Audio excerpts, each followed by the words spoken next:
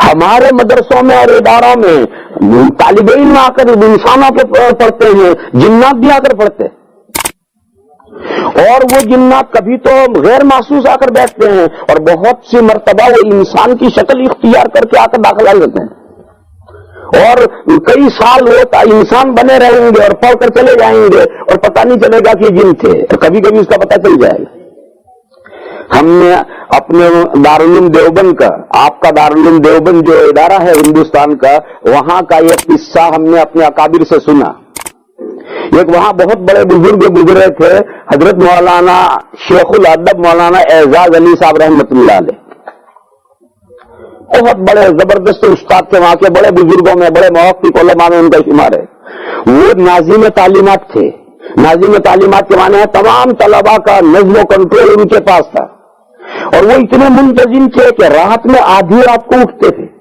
اور آدھی رات کو اٹھ کر کے پورے بورڈنگ کا سروے اکیلے گھومتے تھے اور دیکھتے تھے۔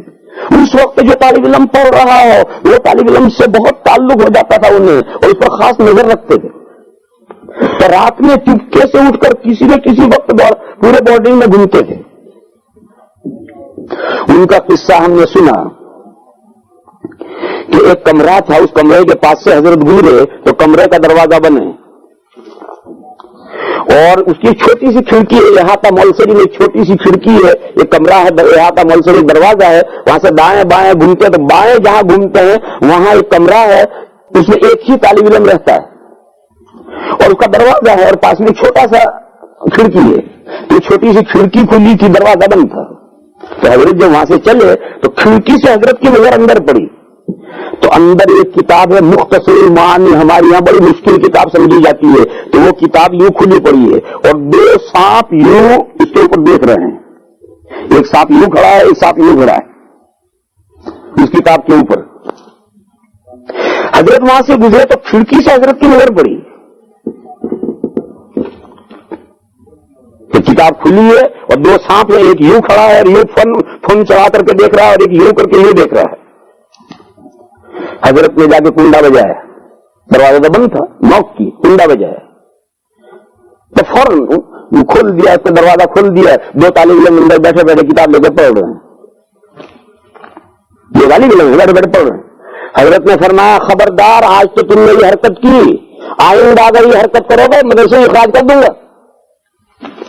ڈانٹا انہیں کہ خبردار، یہ تو میں نے دیکھا تھا، میری نظر پڑ گئی، اگر کوئی دوسرا طالب علم دیکھ دیتا تو بیچارے پیشاب خطا ہو جاتا ہے اور معلوم نہیں کیا ہو جاتا ہے۔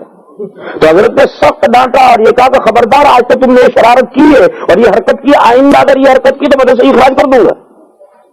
یہ کیا کریں گے؟ یہ ہمارے دارالعلوم دیوبند کا قصہ ہے۔ ہمارے دارالعلوم دیوبند میں جو حدیث شریف کا سبق ہوتا ہے تو ایک ایریا خالی چھوڑا جاتا تھا بزرگوں کے زمانے سے، اور آج تک چھوڑا جاتا ہے، ایک ایریا خالی چھوڑا جاتا ہے اور طلبا اس سے پیچھے بیٹھیں گے، استاد کے سامنے ایک جگہ اسپیس خالی چھوڑا جاتا ہے۔ ہم نے بزرگوں سے یہ سوچا ہے کہ یہ ان جنات کے لیے جگہ خالی چھوڑی جاتی،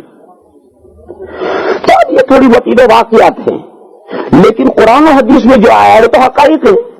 قرآن و حدیث میں جو ہے وہ تو حقائق ہے، تو واقعات ہیں، واقعات بہرحال واقعات ہوتے ہیں، واقعات کی کوئی زیادہ گارنٹی نہیں لی جا سکتی ہے، لیکن قرآن و حدیث میں جو آیا ہے وہ تو پتھر کی لکیر ہے۔